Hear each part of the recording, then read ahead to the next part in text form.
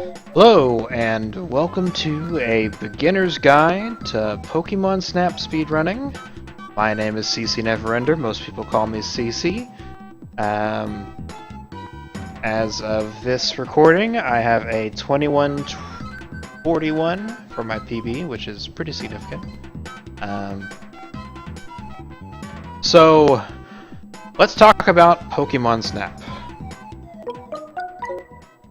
Pokemon Snap is a really easy speedrun to get into because it doesn't have a lot of techniques or any glitches or anything to exploit. It's actually a pretty straightforward game and a pretty straightforward run.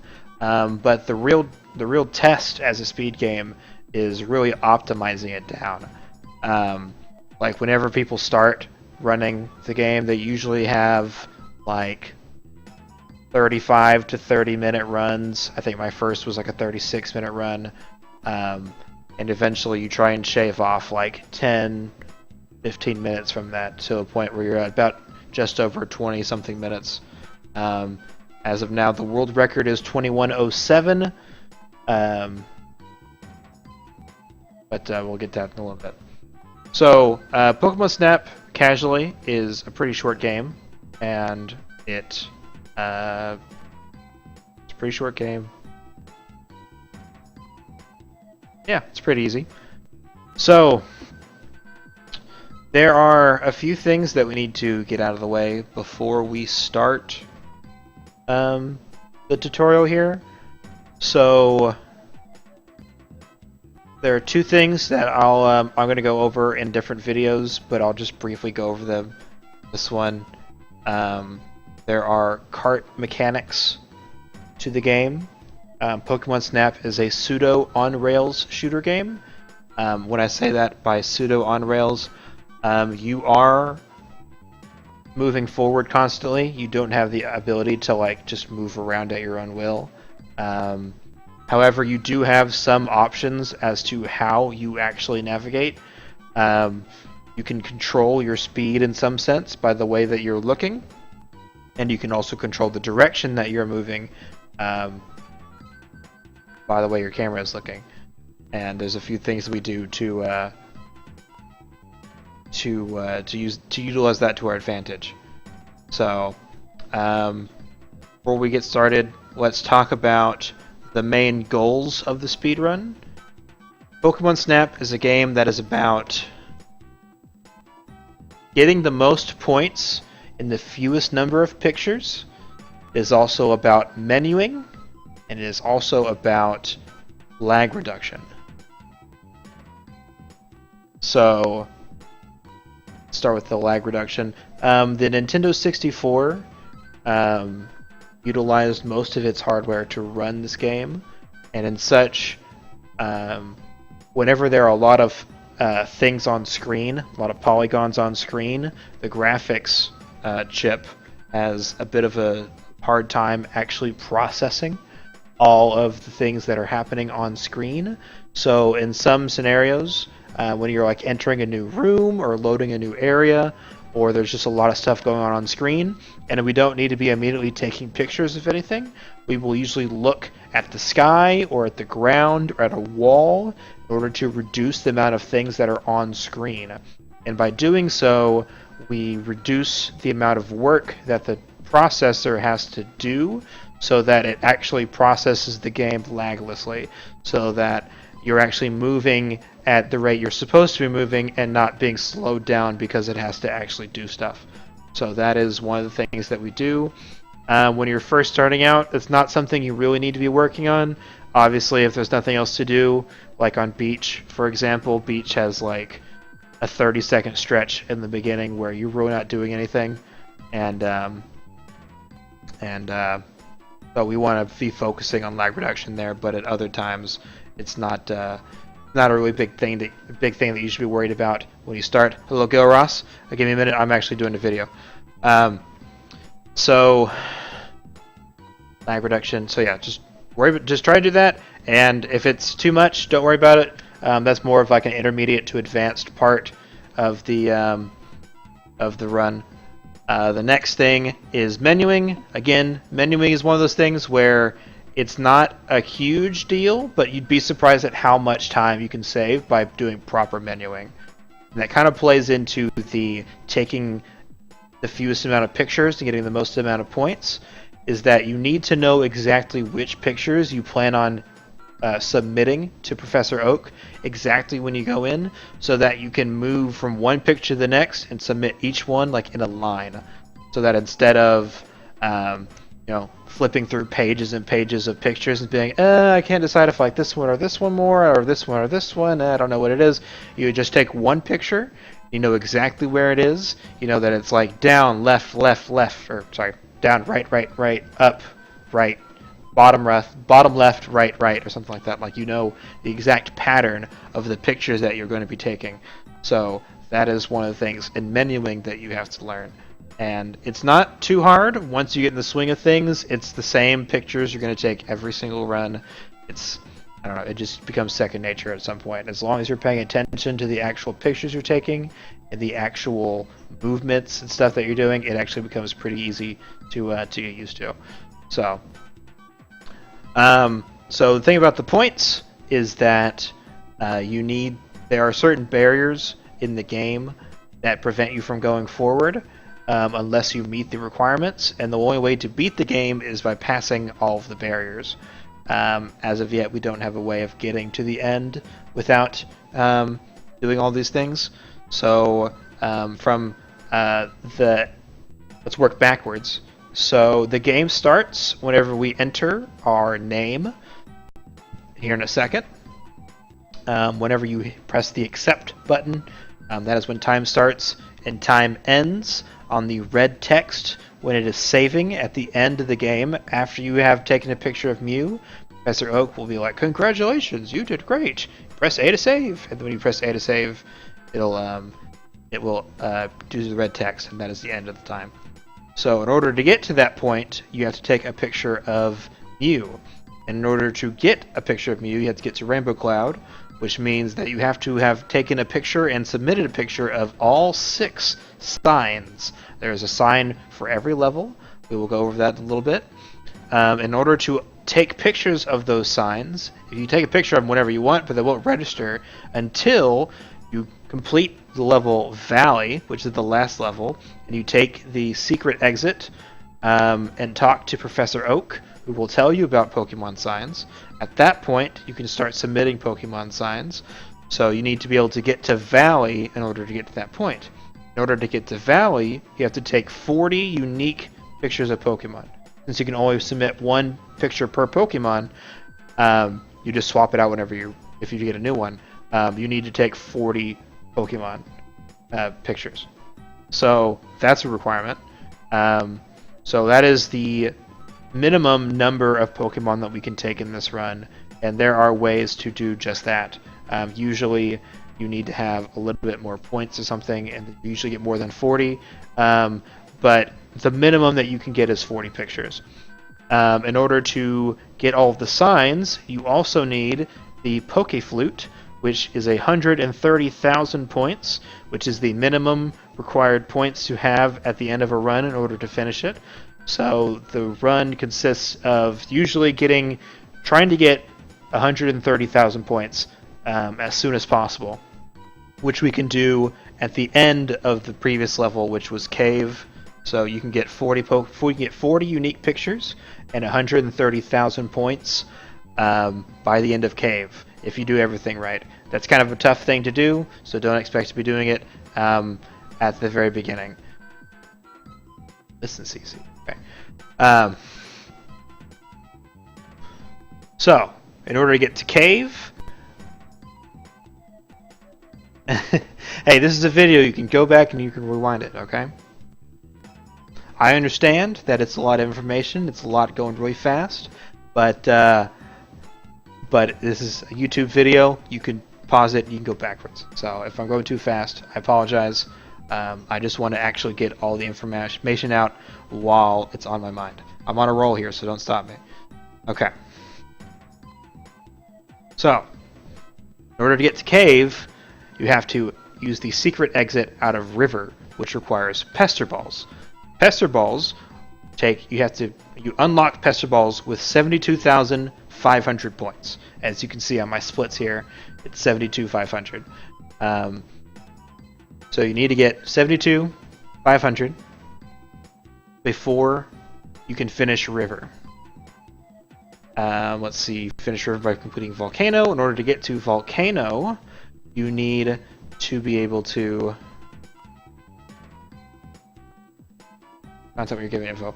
There's just a lot of stuff I gotta get out of the way, and as soon as we get into the run, I'll be happy to be talking about what's going on in the run. But this is just a lot of stuff to get out of the way first.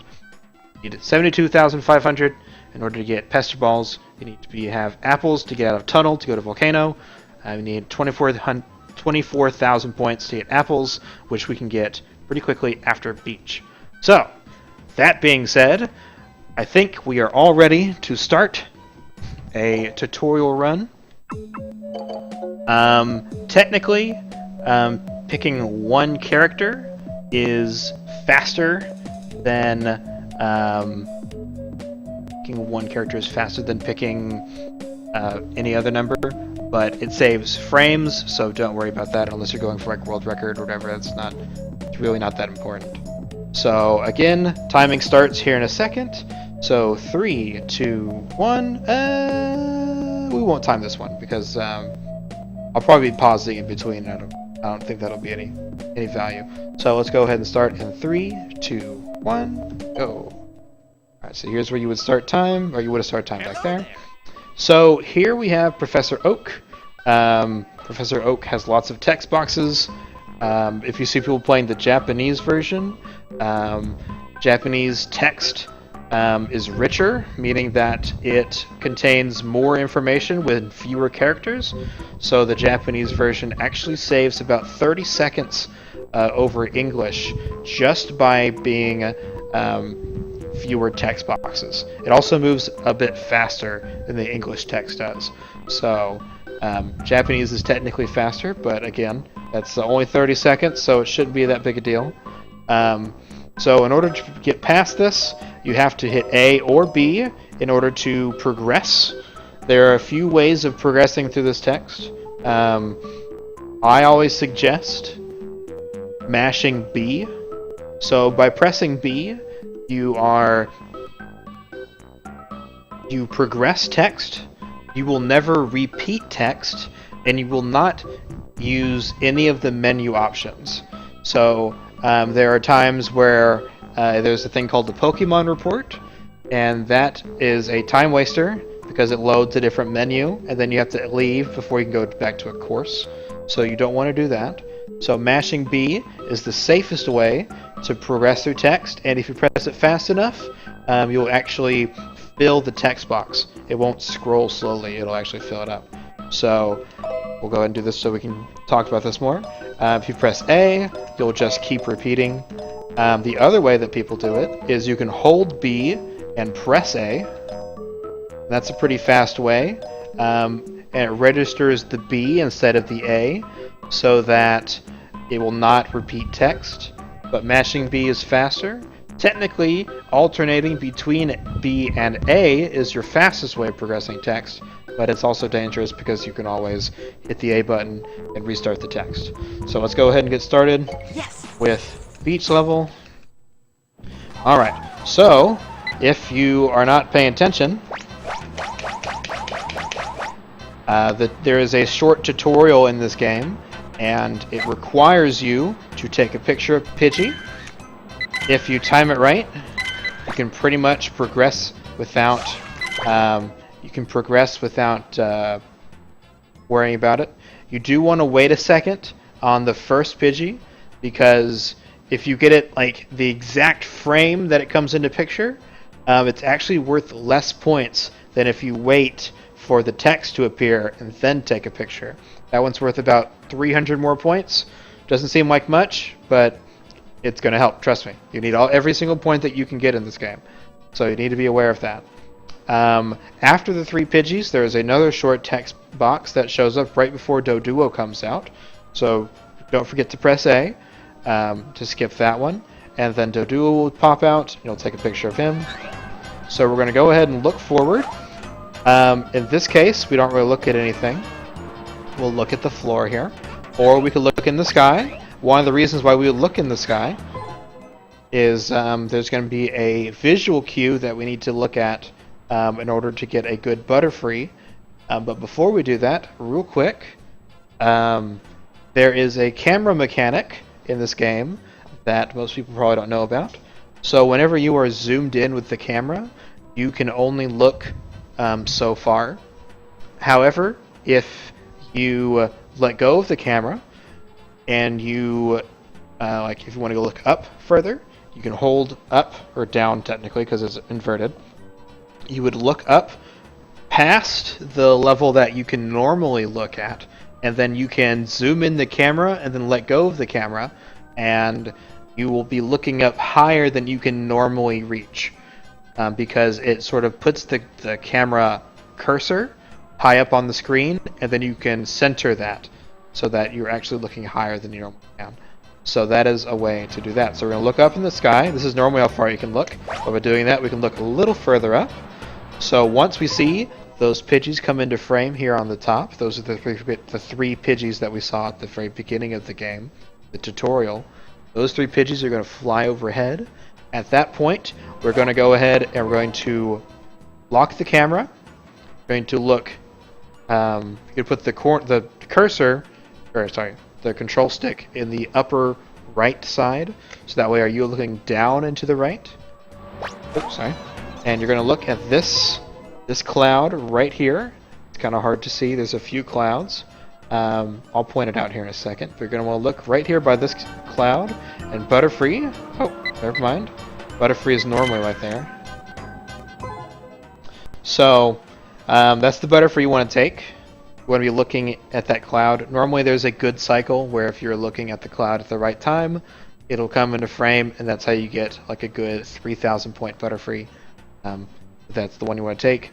Now something that is important is that in this level there is a Lapras here that spawns at this very beginning part. Show yourself, Lapras. Please, please, please, show yourself. And we didn't get a good Lapras. Okay, so that's kind of a run killer sometimes. Let's go ahead and take a look at these Textboxes here. Do one more. Try to take pictures, lock post one. Then go ahead and take that. We're going to try this again. We're going to look up.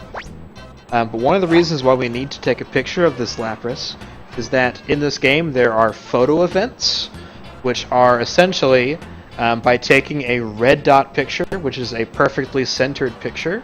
The name of the Pokemon will appear on the bottom of the screen. But by doing that, it triggers a photo event, meaning that goodness, this Butterfree is not being cooperative today. Triggers a photo event, and some Pokemon will only spawn if you trigger the photo event earlier in the level. This takes place with Lapras, Diglett, let's see, Grimer, that's another one. Now real quick, so you just heard Meowth. Meowth will call 2 times. On the second time, you will wait about 5 seconds before you know you can look down. So it's 1, 2, 3, 4, 5. Lock your camera, go ahead and look down here, and Lapras should be spawning right here. Now this Lapras right here will not spawn if you do not take the first picture of Lapras. So that is important why you have to take that first one. So just be aware of that. If you don't take it, this one will not show up. Okay, we can go ahead and center. We won't do all this lag reduction. Normally we would look up in the sky.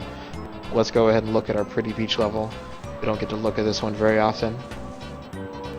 So coming up, there's going to be a Meowth that is going to hop out and chase a Pidgey across these tracks. You can get an easy 4,000 points on this Meowth here, but you have to wait until it's directly over the camera, or over the tracks I should say. So go ahead and just snap the camera forward with the C buttons. You want to look straight ahead. You want to wait for the Meowth to be straight over the tracks. Now obviously this is taken a few frames later because he's a little further ahead, but it's right when he's directly over you, or in front of you, over the tracks. That is the highest point of his jump, and that is an easy 4,000 points. Now at this point, we're going to take a picture of Kangaskhan.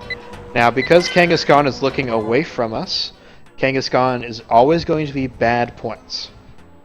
So don't worry about it, just take a picture of Kangaskhan and move on. It doesn't have to be a good picture, it doesn't have to be centered, you just need his unique picture. Because you're not going to be able to come back to beach until the very end of the game. By that point, we won't need any more points, so we don't need to worry about Kangaskhan. After you have taken a picture of Kangaskhan, you can go ahead and move over to Eevee here. So normally, this is where we would exit the level, is right after taking this picture of Eevee, like that. We can exit the course. However, as a backup strategy, which you might need to employ in the very beginning stages of your Snap career, there is a third Lapras that will spawn right behind us. I'll show you here in a second. Which you need to take the second Lapras in order for the third one to spawn. Also important. But this one is right next to the screen, or the track, so it's right up there in front of you, and you can get really good points on it. And it's pretty consistent, whereas the second one can be kind of a scumbag, and not most of the time, but some of the times it'll just give you a bad pattern, and it just won't give you any points. And again, you need those points in order to progress in the game. So let's look behind us, and there should be a Lapras coming up here in a second. There we go. Let's get that Lapras right there. Let's go ahead and quit the course, and let's move on. What's going on, Colin? How's it going? So, again with the menuing, so we have to be very particular with our menuing. So there are 3 pictures of Pidgeys. We only need the first one, so we submit this one. From there, we go down to get Doduo. We go to the right to get Butterfree. Now this is the beginner route. There's actually a different route for Beach for intermediate, but we'll skip that for now. That's something that we'll get to eventually. But in the meantime, you have Butterfree. You don't need this Lapras picture, so you're going to skip to the next one. And by that point, you will see Eevee here. And normally, you would go up to this Lapras. However, we took third Lapras, so we go to the right here. Then we go up, or you would go to the right from this one. Go to Meowth, and then you go to Kangaskhan. Press B to exit, hit up to go to Professor Oak, and then we will continue. Colin, you and Lemon will be back this weekend. Good to hear. I'm glad to hear it. What's new? So this picture is worth $31.90. If you wait for the text to appear, you will always get this. You will always get this amount of points. It's good. You don't have to worry about that. It's about 3,000 points. This one is worth just under 3,000 points. Butterfree, you can usually get 3,000 to 3,400 or so, but don't worry about that. You want to get more than 2,500 or so. Wonderful. I got just under 4,000 for Meowth. You were close. Again, you're always going to get a bad Kangaskhan, so don't worry about that one. Wonderful. Eevee, you want about 2,500. Lapras, normally the second Lapras gets you about 26, 27. This Lapras gets you about 3,000. If you get the ones in the background to show up, that's usually worth more, like 3,500. So, at the end of this, you need to have at least 17,000 points in order to do the next strategy. So what you want to do, so you're going to do, okay, real quick before we do that. Remember when I said that there's a Pokemon report and sometimes the cursor is put over the Pokemon report? There are 4 text boxes after the first beach level, and that opens up Pokemon report, and the cursor is on Pokemon report. If you press B, you will not enter it, so it is always a safe way to progress through text is to mash B to skip this, to go to Pokemon report. So you want to hit up, go to course, which opens up tunnel. We can go ahead and go into tunnel. We need 24,000 points to get apples. So what we're going to do is a strategy called Ball Pikachu. We're going to take 1, 2 pictures of Pikachu. You can take 3 in order to make menuing easier, but it's not required. Let's just go ahead and do that. And then the electrode will roll in front of you. You take a picture of that one. Then Pikachu jumps on the ball, and then you take a picture of that one. Go ahead and look at our points. So the reason you need 17,000 points coming out of Beach is because with these 2 pictures we should be getting right about 7,000 points. You take a good picture of Electrode, it is almost always 3,000 points. You won't be getting more than 3,000 points on this Electrode unless you're waiting for it to explode or something. But this sort of right here where it is now will never be more than 3,000 points. And then you get Pikachu on the ball is right there by 4,000 points. So if you have 17,000 points coming out of Beach, you will always have 24,000 points at the end of Tunnel, or at this part of Tunnel, where you quit, and then now you have apples. Welcome back. Again, we're just going to mash through the text, ever so slowly. There we go. We're going to go back to course, and we're going to re-enter Tunnel. So, that is one of the photo event triggers, Matt, or Too Short Hair. The reason that we take the extra pictures is, at that point, if you take 2 pictures, okay, hang on. So if you, in order to make Pikachu move to a point where he will jump on Electrode, you have to take 2 pictures. You take the first picture, he moves a little bit. You take another picture to move him in the position. And then from there, he will jump on the ball. You don't have to take a third picture, but if you do, the 3 pictures will take the 3 top slots on that area, and then Electrode will be on the bottom left, which means that instead of having to scroll right to get Electrode, you can just scroll down. And that's one of the menuing things that we have to do. He does have a face. He's over there squatting over there, dancing. But yeah, so we take the 3 pictures in order to make the menuing easier. Again, it is not required, but it's just one of those things that saves you a little bit of time. So that is one of the things that we do there. Okay, so we can wait and just chill here for a second. You can look up at the sky if you like. So up ahead we have Electabuzz and Electrode rolling towards us. In order to get a really good picture of Electabuzz, we need to hit him 2 times with apples. So you can do that at any time. If you like, you can try and get a good snipe ahead of time. So just hit him once, give him a second here, he's going to recover, and when he starts moving again, you hit him one more time. You want to move to the far right side of the track. Pretty simple, you just look over to the right side. Go ahead and snap forward, because that means we're going to be moving at maximum speed. Lock the camera, spin around, and go ahead and take a picture of Electabuzz. That's how you get a really close-up picture of Electabuzz. And since we're not since we're not really doing anything at this exact moment, we're going to look at the ground for lag reduction. That's not really required, but you should be trying to fit that in to your run here. So, but let's not worry about that for now. Let's look ahead. So if you noticed, when that Electrode exploded, the Kakuna fell out of the ceiling. That is a cue that whenever an Electrode explodes, Kakunas fall out. And in order for us to get a good Kakuna picture, while looking forward, we're going to go ahead and hit this Electrode with an apple. This is about the timing, so you don't want to be looking around. You want to snap the camera forward. It'll put you right there in front of the Electrode. You hit him with an apple, and then right at that time, these Kakunas will fall down. Go ahead and just look at them. Try and take the one in the middle, because by taking the one in the middle, you get the 2 in the background as well. And that gives you bonus points. So that is a good Kakuna picture right there. Now the next one is Zubat, which is right here. Zubat is going to come out of these doors, and you get a good second to take aim, get a picture of Zubat. If you miss that one, there is a second Zubat that we can look at here in a second.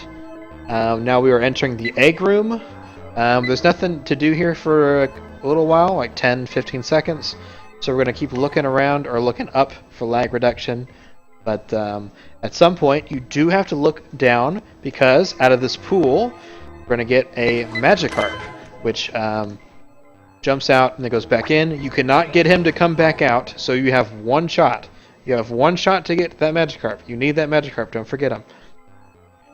So wait for him to come out. Now in this next room... Oh, wait, hang on. Zubat's coming out of this one right there. I'm going to get him. I want to zoom over to the left side of the track here. And before we get further into it, there are 2 Diglett cycles coming up. Essentially, right now, I think he's coming up out of the ground. We don't get him at this point. Wait, do we get him at this point? Okay, we do. So, there are 2 Diglett cycles. There is the early Diglett cycle, which is more rewarding, but is much more difficult. I suggest that if you're just starting out, don't worry about this one. What you really want to look for is the next Diglett cycle. So we're just going to ignore this one. He's coming out. He's going back in.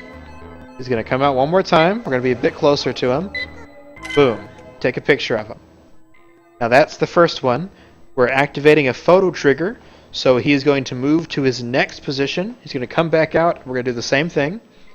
While we're waiting, though, to our upper left, there is a Ghastly. Not Ghastly, it is a Haunter.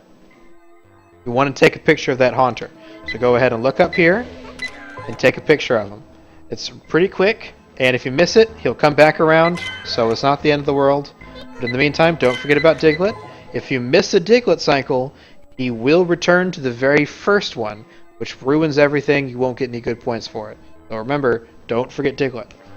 He's going to come up a third time right here, and after this third time, he's going to move over here, and it's actually a Doug Trio.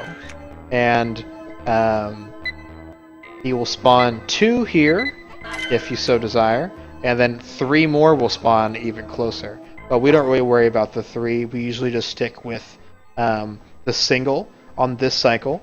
The good thing about the earlier Diglett cycle is that you take like a 300 or 400 point loss on Diglett, and instead you get to get double Doug Trio, the one we just took a second ago, and that one is worth about 1,000 more points than the other one. So it's like a net gain of about 700 to 800 points, which is really, really nice. So up next is Magnemites. So you need to be careful and get the farthest one away to come closer. And then they will all fuse, and then that's when you take a picture of Magneton. So if you have the camera locked, the Magnemites will not move. But if they are moving towards an apple, then you can camera lock and it doesn't affect anything. So just be aware, you don't want to try and take a picture when you have the one in the back or somewhere else not moving. You want them all to be moving before you start taking pictures of them. So in the meantime, we're going to pull this one here closer to us. And then while he's moving, there's a... You see here at the top of the ceiling, right where my cursor is, there's kind of like a point where all 3 of the walls of the ceiling kind of come together to make like a crevice, like a little pocket. And at that point, that's where you want to throw the apple, like right here at the top. And that's going to pull this one in a little closer. In the meantime, you want to pull him in. This actually didn't turn out very well at all because I'm trying to talk and pause and stuff at the same time. Okay, so don't forget that I'm going to move away from him in order to actually get a good picture. So normally you wouldn't... Yeah, Colin's learning so much. So normally you wouldn't move like that. You would have them all pulled together. That was a bad example. But we're going to pull them away so that we can pull them all together. If this one over here would like to cooperate... Why is he so far away? Okay, this was a failure of a level. I am very sorry. We're going to have to retry this one. So let's apply what we learned. One fell swoop. We're going to go ahead and try and snipe this Electabuzz. In the meantime, we're going to be drifting to the far right side of the track. Like this. Now that we're on the right side of the track, we can go ahead and look backwards. And then we get a good picture of Electabuzz here. You can look forward. That one's going to blow up. We're not going to look around. We're going to wait straight until he's in our sights. We're going to go ahead and pull the trigger, shoot him. And then these Kakunas are going to drop down. One more time. These Zubats are coming up. He's worth more points if you can get him higher up. Like if you can get him straight up, you can get like 4,000 points for him. It's a lot of points. Otherwise, it's worth like 2,000 or 3,000. We're gonna keep looking up. Yeah, Magnemite just want to go hang out with his bud, so we have to give it another retry, which is glorious for my tutorial video, but it's whatever. Since we're not doing anything, we're gonna lean over to the left side here. And while we're waiting, there are two ways to get Ghastly. There's the way I showed, and the other one is you can kind of stare at this circular thing here until he's right there in front of you, and then at that point you get the Diglett here. And that's this is the easy way. That Haunter isn't worth as much as the other one I did the first time, where I took the first picture, looked back, got the Haunter, and then got the second picture. But it's less intensive, like you're not doing as much stuff all at the same time, so you do what you have to do. In the meantime, we're going to be looking at these Magnemites here. What you can do is you can pull this Magnemite closer. Pull these two. You want to try and shoot in the middle of those two. While he's here, you're going to take a picture of this Magnemite, and then by coming in closer to him, you're going to push them closer together. Throw an apple, and they come together. Go ahead and take a picture while they're right here in front of you. Turn, and you're going to hit Electrode with an apple, and that is how you get out of Tunnel and into Volcano. Why doesn't the red dot Diglett underground count? Because before Diglett actually pops out of the ground, Diglett does not count as Diglett. It's like an unknown. It's like, ooh, what is this spooky Pokemon there's no other Pokemon that would do something like this. So that's why it doesn't show up. Now in this one, in Tunnel, we're gonna get Electabuzz. We're gonna go down to get Magikarp. We're gonna go up and to the right to get Kakuna. We're gonna go one more to the right, get Zubat. I did a terrible picture of Zubat, but that's okay. Now in this one, okay, I did a slightly different version of what I normally do. Because of that, I got Haunter here. So, you're going to pick the last Diglett that you took, and the only Dugtrio that you took here. Come back, you're going to get Magneton, and you're going to get Magnemite. Zazzy, don't be sorry, it is okay. I'm doing a beginner tutorial, so you can come back and you can watch this another time, if you like. Wonderful. So, that Electabuzz is going to be about 3,700. You want to get at least 4,000 points for that Kakuna. Close. Normally you would get about 3,000 points for that Zubat. I just did a terrible job. You gotta be, so that happens in the run sometimes. You have to be flexible and you have to be able to adapt to that. Magikarp's about 25. A perfect Haunter picture is worth 4,000 points, but it's the one I took the first time, where you take one picture of Diglett and then that one and then back. It's that cycle. So it's a bit hard. So don't worry about that. As long as you're getting about 3,000 points, you should be fine. Diglett's about 2,000. This one's also about 3,000. Wonderful. All right, sounds good, Colin. Oh. You might be talking to Sassy. Okay, so we're gonna get about 3,000 for Magnemite. We're gonna get about also 3,000 for Magneton. And you want to be coming out of Volcano with about 5,000 points. If you have more than that, good. If you have more points than that, just the better, because you need to have as many points as possible in order to get the Pester Balls as soon as possible. So you need as many points as possible in this point. We're going to go ahead and go to the course, which should open up Volcano. Yes. Now, I have a setup that works for this, but essentially, what you want to do is whenever these Rapidash come around the corner, you want to throw an apple at their feet, not too close, because if you hit them, they will do like a neigh kind of thing. Not a neigh. They shudder. Like you hit them and they're in pain, and that's worth not a lot of points. So you don't want to do that. You want to throw an apple at their feet so that they're on their hind legs. They do like a neighing Rapidash. And in the meantime, that is okay. That's just really bad because I pause it all the time. So throw apple like that.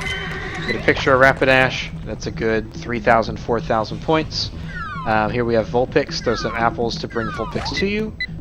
Vulpix does a dance when it's close to the apple here. And that dance is worth a lot of points. So that is the kind of picture you want to take for Vulpix. If you need a little bit more points, there's 2 Vulpixes here, which is worth a little bit more.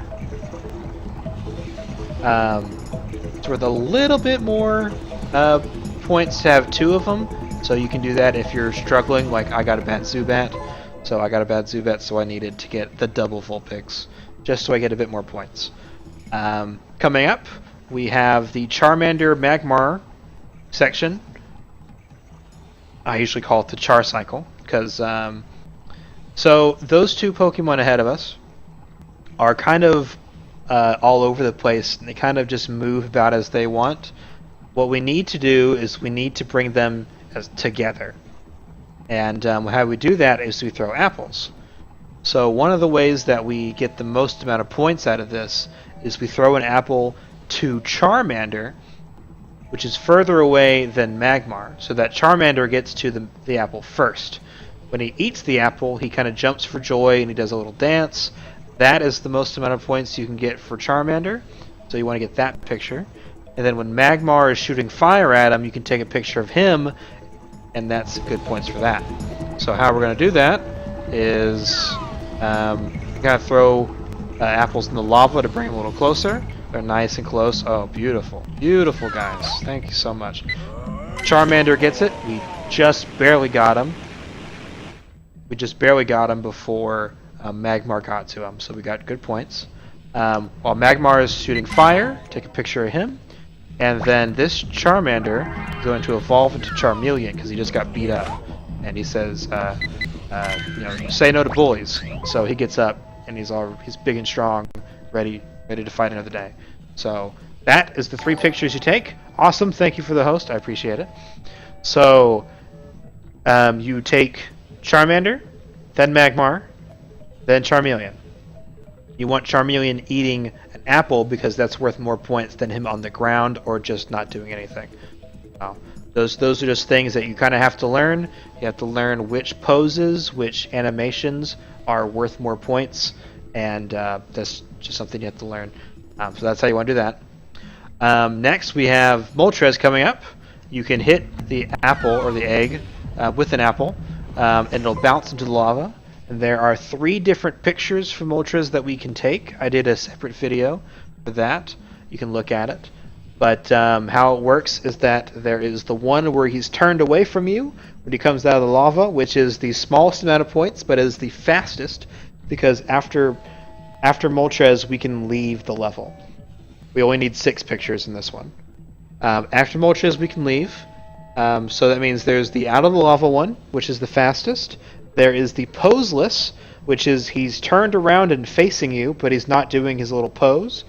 And then the third one, which is the most amount of points, is the pose option, where he does like his wings are spread and it shoots fire and stuff, and it looks cool, and that's worth like 4,000 points.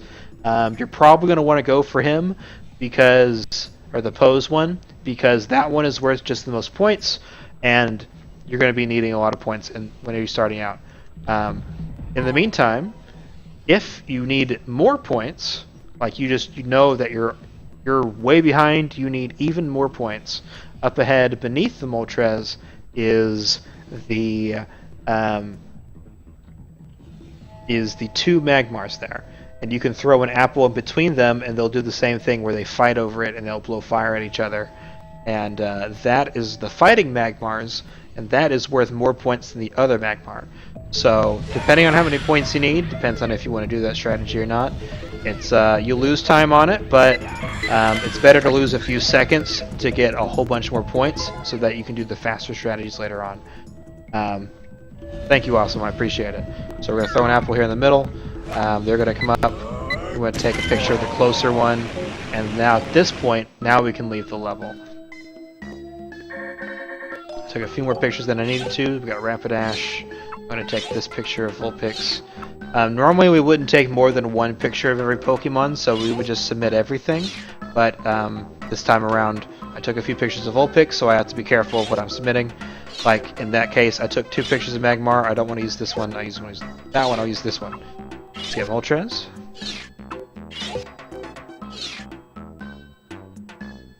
There is a Charizard strategy where you can wait even longer and get Charizard, but you don't want to do that.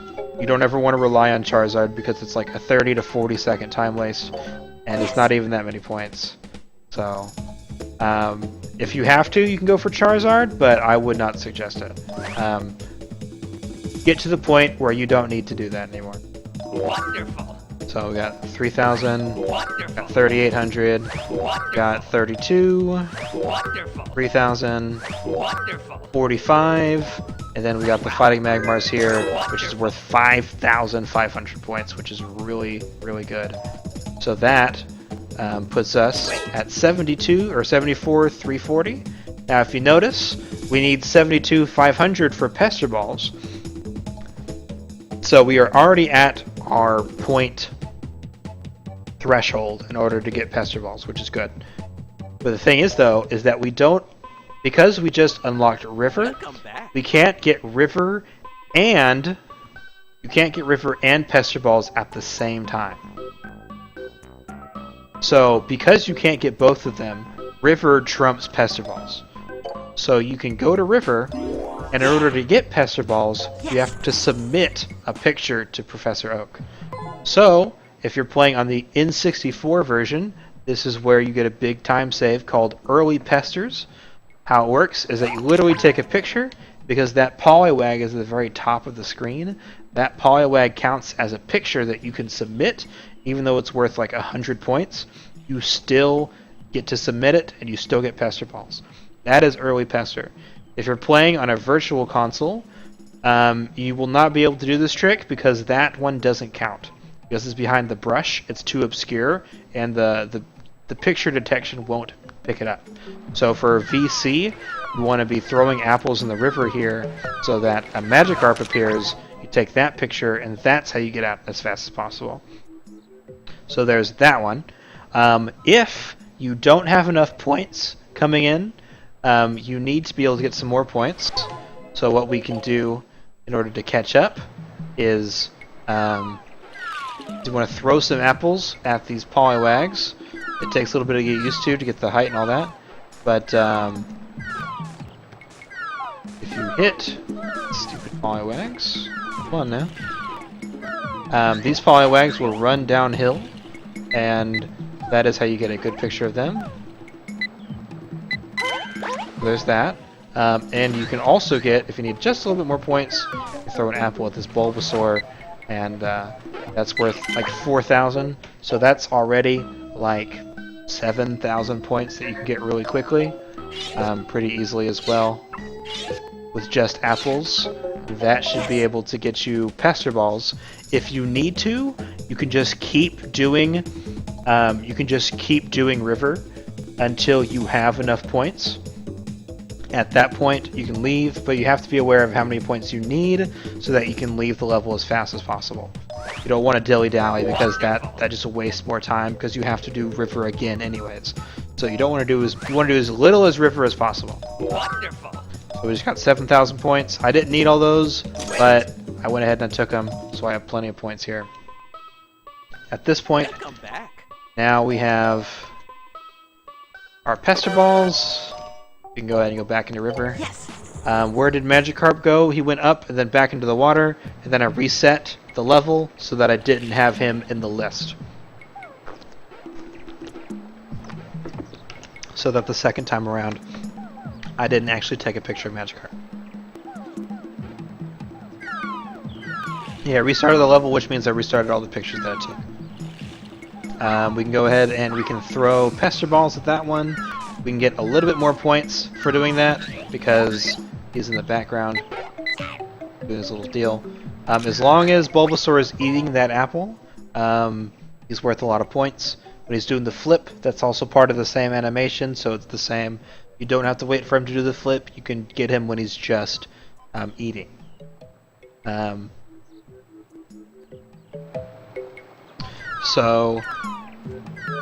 We need to get Slowpoke to go all the way over to the side. So go ahead and just throw apples. You can get pretty good at it, and he'll go and just... Oh, man.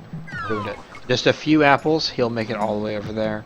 And normally you would look forward. I want to slow down because I want to get him... I want to be a little slower so that I can get a better picture of him. I don't want to go past him.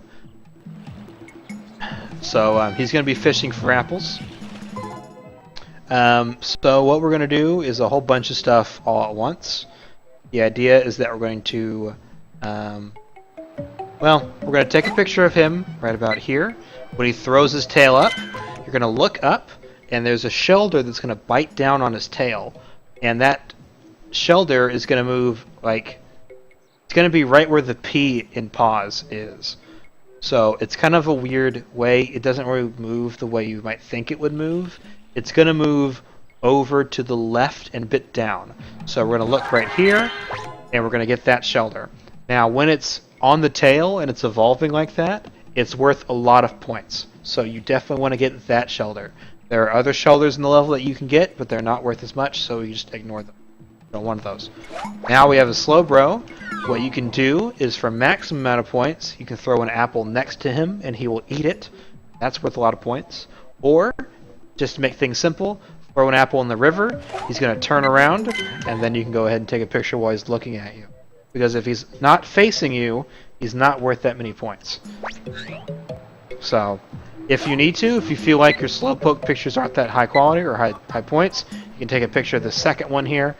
That one is worth a bit more than the regular one, but it's an extra picture that we don't need to take, and the points aren't that much more, so just go as you need to. Now here, we're going to chuck Pester Balls until we can hit Metapod. We're going to get both of these two right here, and we're going to look ahead and try and get both of them in the frame. You need to throw something at that Metapod in order for it to go back up. You can technically be on the far left side of the track and just skip right past it, but it's kind of tricky, and you don't want to rely on it because if you hit it, it's just going to stop you for like 10 seconds, and you don't want to waste all that time. So just throw an apple at him, and he'll move out of your way. Real quick though, after this Metapod moves out of the way, a Psyduck is going to be coming right around this log right here. Want to go ahead and get him when he's facing you. Keep moving on. So now that we have Pester Balls, there's going to be a Porygon on the right side that we want to take a picture of. In the meantime, in order for us to go as fast as possible, we need Cloyster.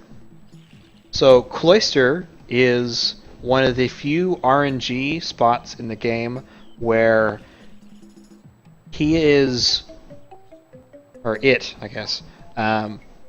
So it will randomly spawn. There are 4 points in this level at which Cloyster can spawn, but it will either be a Cloyster or a Shelder. And I don't think the odds are 50-50. I'm pretty sure it's like 4-1, where it's like or 75% Shelder and like 25% Cloyster, because it seems like way too many times you don't get any Cloysters. But that's besides the point. It's going to be 3 opportunities that we can use for Cloyster and 1 that we cannot use for Cloyster. So we effectively have 3 chances to get Cloyster. In the meantime, we're going to be getting Porygon while we're waiting to see if we get a Cloyster. One of the ways that we can tell is we can listen. Shelders make a shelder kind of noise when they come up, and Cloister makes a ho ho kind of noise when he comes up. So that is how you can tell. So kind of give a listen to it. In the meantime, there's a Porygon right there. Hit him with the Pester Ball. Listen, did you hear that Shelder? There was one that just came out. Hit this guy with another Pester Ball. We just got a second Shelder that came out. So the first one came out here in a second, or just here a second ago. This one just came up just now. While we're waiting, we're going to go ahead and we're going to get that Porygon while he's eating that apple. And that was our third Shelder, so we unfortunately did not get Cloister this time. It's not the end of the world. It's pretty much a guaranteed 30-second time loss. It sucks, but it's just, you have to keep rolling with it. A lot of world record runs will die to this because it's just guaranteed. So, nothing. Colin, I'll highlight the video for you. So since we don't have a Cloister, we can go ahead and just exit the level here by throwing a Pester Ball at that Porygon behind the wall. We will activate this cutscene, which will open up Cave. Similar to how we had to throw an apple at the Electrode, we have to throw a Pester at that Porygon in order to get him to open the door. So, River is also one of those levels where we pretty much take pictures of everything we need, but we don't take any duplicates. So you can pretty much go ahead and just start submitting all of your pictures. You can move whatever method you feel suits you. You can snake your way through this, like but you want to end up on the top right because there's a Porygon picture and sometimes a Cloister on that one. You get that? Yes. We're gonna go ahead and move on. This is worth 4,000. This one's worth 380 or 38, I should say. A perfect Shelder picture is worth 4,400 or 4,400. A perfect Slowbro picture is worth 4,600. But as long as you're getting about 3,000 points, you shouldn't have any problems. Wonderful. Good 3,500 on Metapod. You're not going to get much better than a 2,500 for Psyduck unless you do a more difficult strategy where you throw a Pester Ball at him and then throw apples in the river and wait for him to pop up. But even then, you usually don't get more than like 300 or 400 more points. I usually don't worry about this Psyduck. I just take a picture and keep moving. I don't worry about the special ones just because you can end up not getting that many points. And it's kind of a gamble, so. There's Porygon, 3,500. And so, at this point, we're about to enter into Cave. And at the end of Cave, we need to have 40 Pokemon. We talked about this earlier. We need 40 different types of Pokemon. Normally, if we had gotten Cloister, we would have 33 kinds. But since we do not have Cloister, we only have 32. So, in order to make up for Cloister, we have to wait to get Jinx. So I guess it ends up working out because I show you how to get Jinx here. Yes.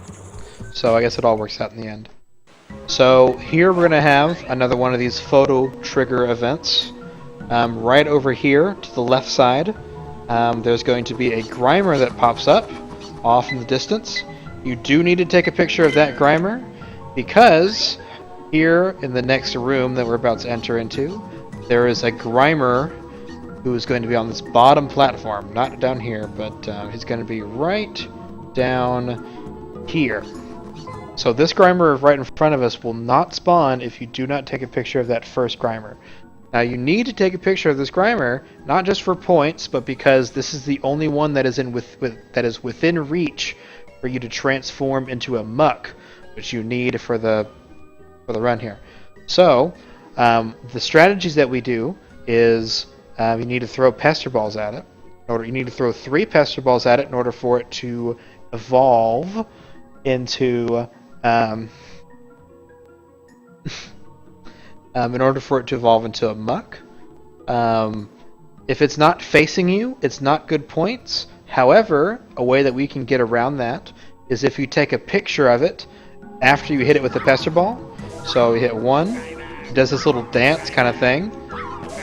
And if you take a picture while he's doing that, even behind the cloud of smoke, he still is worth good points. So that is how you get good points, even when he's facing away from you like this. So he's going to transform real quick. In the meantime, we're going to go ahead and look at these Bulbasaurs, also known as Dittos. Hit it with a Pester Ball and throw an apple by it. It'll walk up to the apple, and you take a picture of that. In the meantime, we're going to throw a Pester Ball at that Muck, because when he does the dance, he's worth more points. We're going to take a picture of him, and go ahead and start looking forward again and moving on to the next room.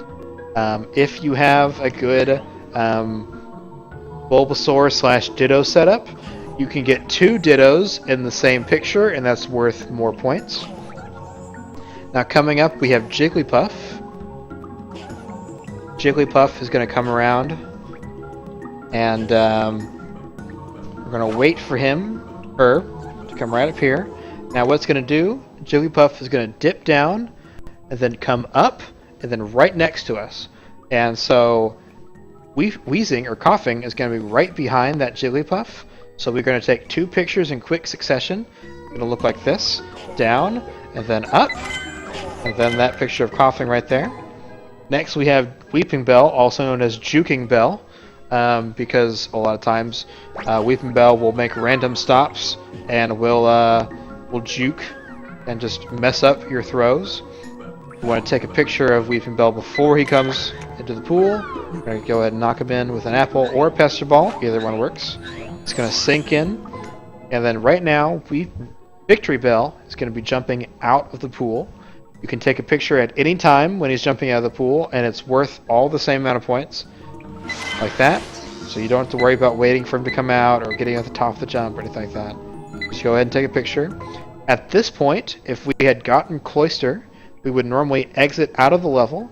However, because we don't have Cloyster, we need one more picture here. On the Nintendo 64 version, we can pretty much get Jinx as soon as it spawns, which is going to be here in just a second. Right there. That counts as a Jinx picture. If you're playing on the virtual console, you usually have to wait till right about here in order to get a picture that counts as Jinx because of the different hit detection. So... Guy dropped the call, so Zancy's back. Yay!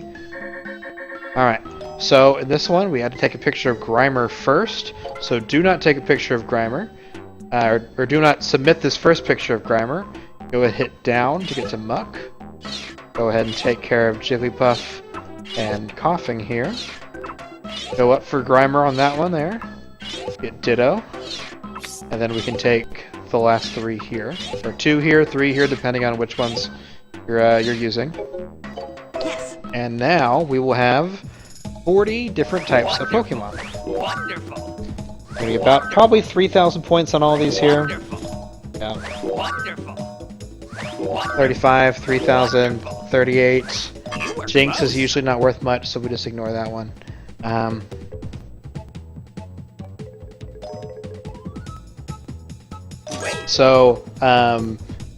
We have 40 different types of Pokemon, which means that we can now move forward to Valley, which is the last level that we unlock in this game. Go ahead and open this one. The first thing you're going to want to do is take a picture of that sign. Every single time, take a picture of the sign when you come in. It's a habit that you have to form. I forgot about it all the time whenever I was doing runs. Whenever I first started out, but you have to take a picture of that sign, because otherwise you have to come back and take a picture of the sign later, which is slow. We don't want to do that. Alright, Adam, you have a good night. So, if you get enough points during the run, you can get 130,000 points, which is required for the Pokeflute, before entering in Valley. And then you take the picture of the sign, and then you're just golden for the rest of the run. However, if you're starting out, you're probably not going to get that. You're probably going to have like 115,000 to 120,000-ish points. So Valley is catch-up level. You kind of have to know the points of the Pokemon that you're going for. But like a Squirtle right here is worth like 2,500 to 3,000 points. Get these guys to come out. They'll do a little dance if you throw an apple at them.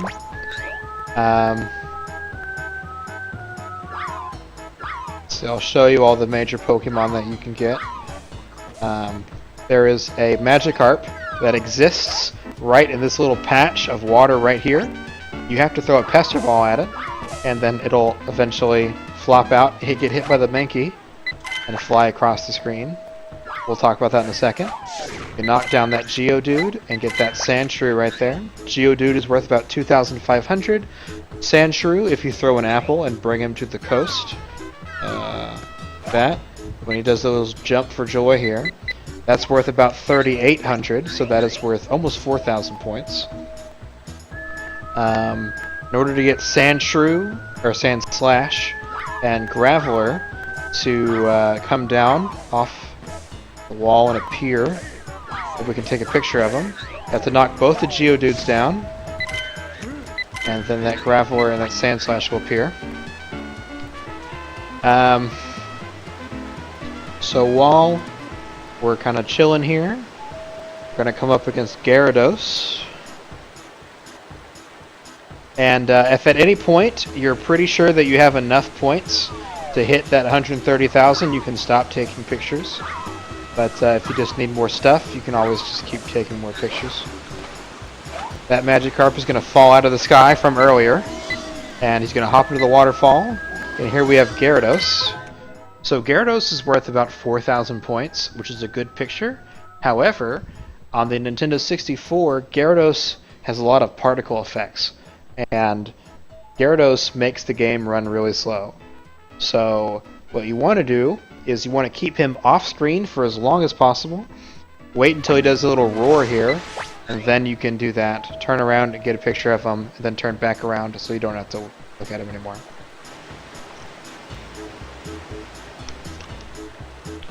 Now, one of the big pictures that you can take as a backup is right up ahead. We have Dragonite. If you throw 2, 3, throw 4 Pester Balls into the water with the whirlpool, Dragonite will appear, and you want to wait for his third roar. So 1, 2, and then third. That third one is worth the most amount of points. It's also the best framing because it's right there in the center and he's all the way in. And you can see him. On the first one you can't see him very well. So after that, we're done taking pictures. We are now at Squirtle Bowling, which is not a hard thing to really learn. It's kind of hard to get used to at first, but once you get in the hang of it, it's a really easy thing to do.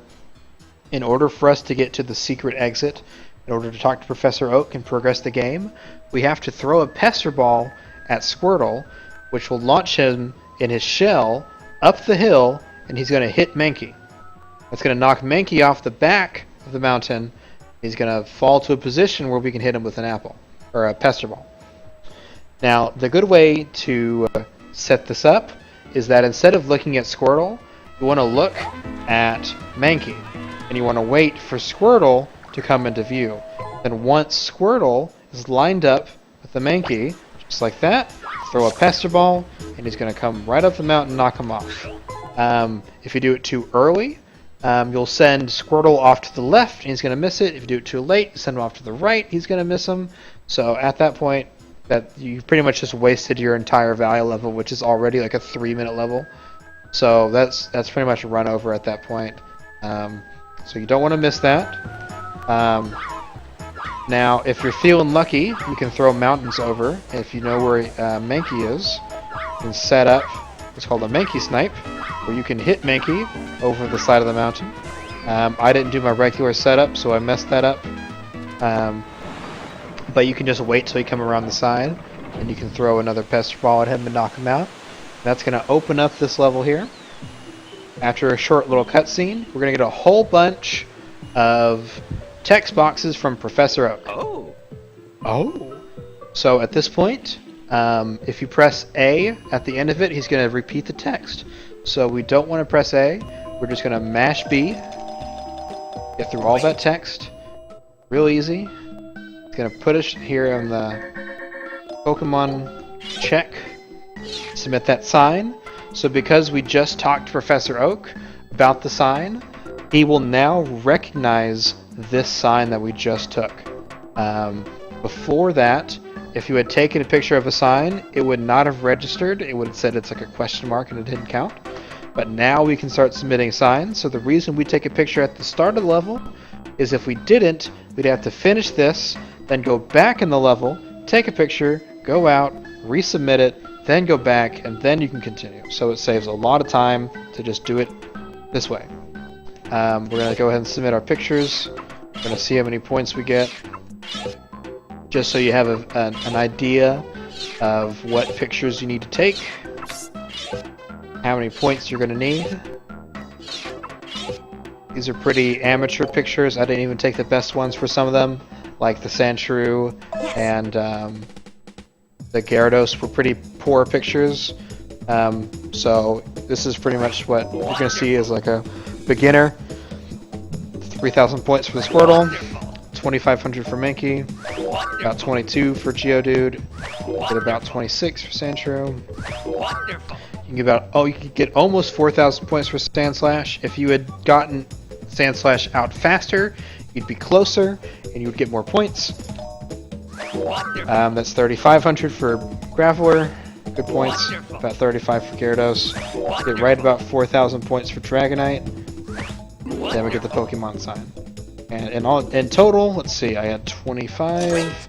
I just got another 25,000 points. So if you have at least 105,000 points, it is fairly simple to get all the way to 130,000 points like you need to. You can also take pictures of Dratini, Goldeen, Staryu, and Starmie. That's 4 more pictures that you can use to get more points. So you do have plenty of options to get that. Welcome back. So do be aware of that. So, another thing to remember is that when we come out of Valley, we're going to get another series of text boxes, but it's going to put our cursor on Pokemon Report. So pay attention here. We're going to get the boost engine, the dash engine as they call it. You want to press B to clear out all of the garbage where it's going to tell you to recycle the text. Just clear that out. Hit up, A, then up, and A. Yes. And that's going to put us in Cave. Now that we have our boost engine, we're going to go ahead and just lock the camera and hit the boost. We can do some lag reduction since we don't need any more points. We don't need to take any more Pokemon pictures, so don't worry about that. Now we just need to get the signs. And so that means in this room here, over to the left, there is going to be a sign, which is these rocks right here. I have a little setup where you look at the wall, and then whenever the camera pans to the left, it'll automatically put your cursor over it. But you can just stop boosting, and you can take a picture here while it slowly pans around. Go ahead and exit the level. We're going to go ahead and submit a picture here. Now at this point in the run, if we did not have 130,000 points, we would be kind of in a pickle. If you do have 130,000 points, you're golden. If you don't, we got to do some creative strategies here. So after this, you're going to get the Poke Flute, which is required to get the river and the tunnel sign. So you do have to pay attention, get that. If you don't have enough points, again, what we can do is instead of going into river or tunnel, you can go into beach instead. There's a few things we can do here. Real quick, if you want to go fast on this one, hold the dash engine before you enter the level, so that as soon as you start, you're boosting. You're going to boost right past those Pidgeys. You don't have to worry about getting stopped by them. This sign here is right here on the left. There. And if you need more points, you can come up here and you can get a Snorlax. He's worth like 2,500 points, maybe 3,000. If you want to sit here and try, there's a Scyther in this grass. He's kind of hard to hit unless you know exactly where you're aiming. Even then, it's still not easy. He's going to be like right here in a second. Just like that. He's worth some good points there. And last but not least, if you need even more points, come out, come around. We can get this Chansey as well. You can even hit that Kangaskhan. He's going to turn around, and you can get good points on that Kangaskhan. So that should give you another 10,000 if need be. He's playing golf. Alright.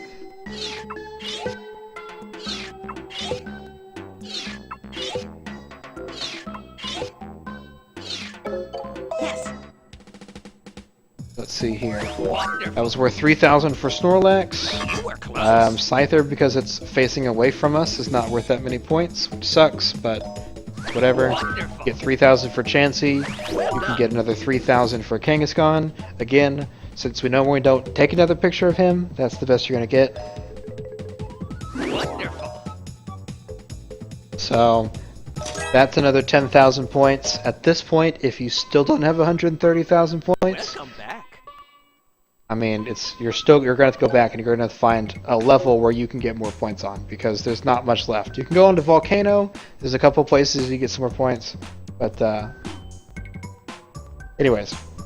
So now that we have the Poke Flute, we can go ahead and move on to the next set of levels.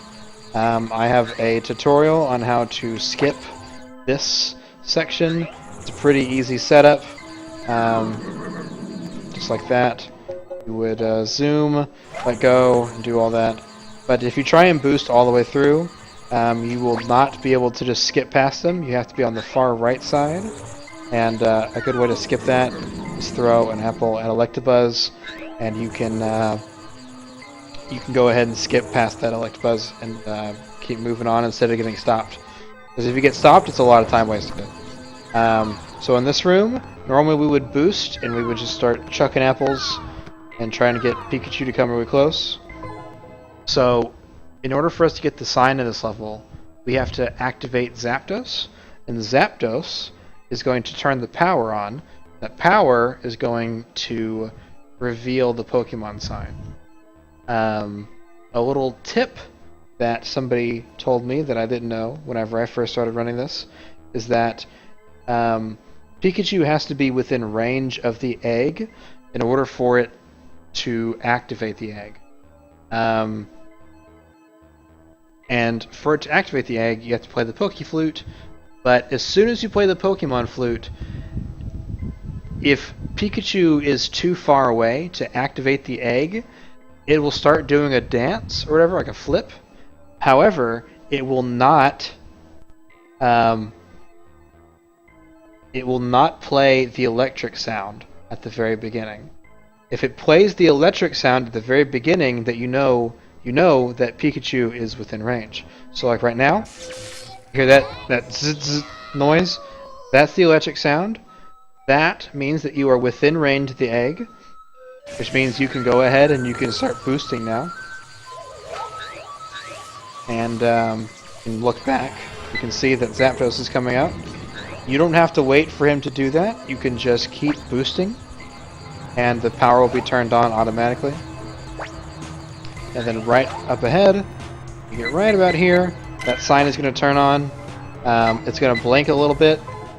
Be careful not to take a picture in between the blinks and then try and quit out really fast, because if you do that wrong, you will mess up the sign and you won't get credit for it. You have to take a picture when the light is on.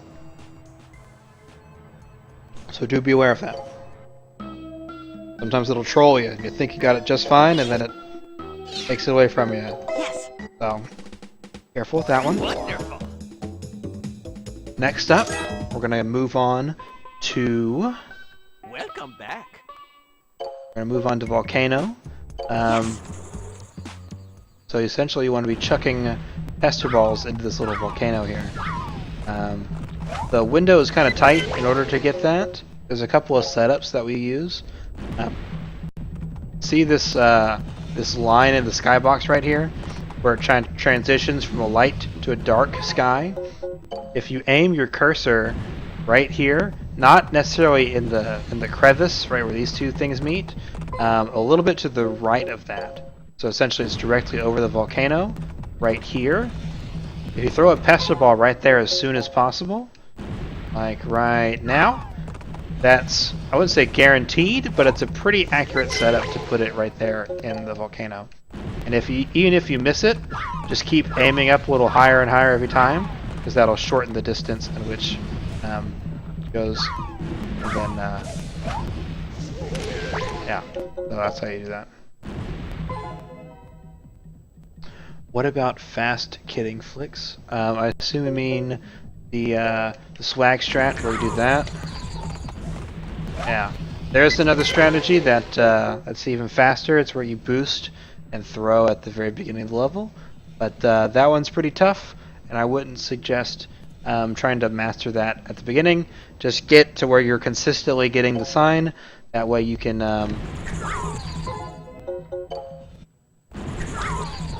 move on with your life and finish your runs. Go ahead and quit the course here. Got one more, which is probably one of the easier signs to get. Wonderful.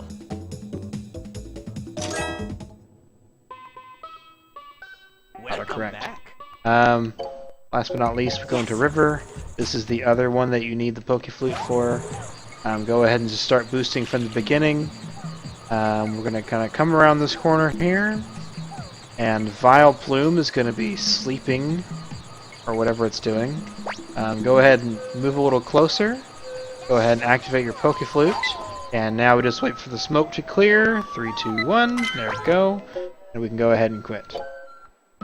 Should have gotten Arcanine? It's a waste of time. If you still need points after everything we've done, you can go back to Volcano. You can get the Charizard at the end of the level. You can get the Growlithe and the Arcanine that are at the end of the level. You can take a better picture of Moltres to get you a little bit more points. You can take Fighting Magmar if you did it in the first time. There's just a lot of options that you can do to maximize your points. But for the most part, this is the last sign. Wonderful. We are officially done with our signs, and now we are moving on to the final stage of the game. So for this last series of text boxes, there is no repeat option.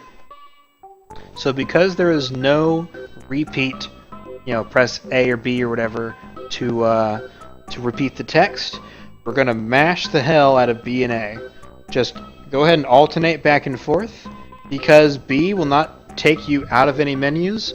When you press A, you will go to the course, and then you can start mashing A from there, because the cursor we put on the new level, which is Rainbow Cloud. So I'll show you what I'm talking about. We're going to go ahead and just mash it, and then now we can hit A, and we can go into Rainbow Cloud. So, welcome to Rainbow Cloud, which is the final stage of the game. We are going to be fighting Mew as our final boss. Mew is kind of tricky. It has 2 stages, well, technically 3 stages, I guess you could think of it.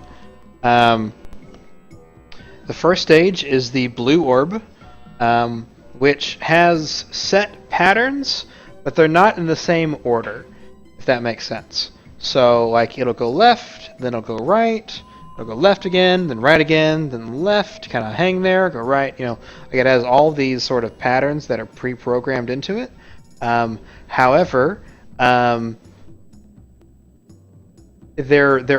don't have any particular order in which they show up in. So you can't just predict it's going to be here, then it's going to be there, and it's going to be there. You do have to adapt to whichever cycle you're going to get. So what we can do is we can kind of just chuck apples in the places where it normally spawns. So that was 1. You have to do this 3 times. Kind of chuck apples. Oh, there we go. You know where he's going to spawn, you can get him pretty quickly. But there's not any particular pattern. I happen to know where the general spawn points are, so I was able to get some quick kills on him. But again, I had no idea those patterns were going to do that. So that is the first phase, and that ends the blue ball phase. Next, we're going to go into yellow ball, where he's going to come straight towards you, and then he's going to go past you and then disappear. So this is a bit faster reaction time. You can do the same thing where you try and predict where he's going to come out. If you don't pay attention though, you'll be on the other side and you'll go right when he's going left, and you're going to miss him entirely. So you got to be real careful, because that will happen. Go. A really early kill on that one. And he's coming straight for me. We're going to go ahead and get him. That's 3 times. That ends the yellow ball phase. enter the third and final phase. Mew is either going to appear on the left or the right side. It's random. So if you want to try and save as much time as possible, you can guess, and you can look to the left or the right to predict which side he's going to come up on. Or you can do the just the safe way, look forward, and then listen. Boom, I heard him. He's in the right ear. You can also see, just briefly, there's the little ball there. Go ahead and take a picture of him. You don't need a good picture. You just need a picture with him in it. Because at this point, we don't need more points.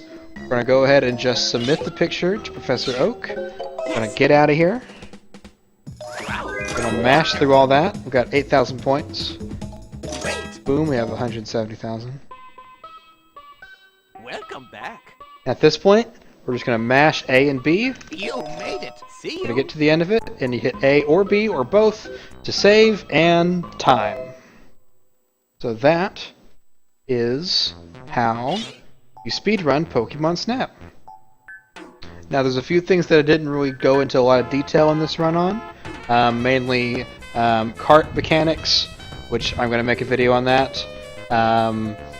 The skip to get past Electrode and Electabuzz.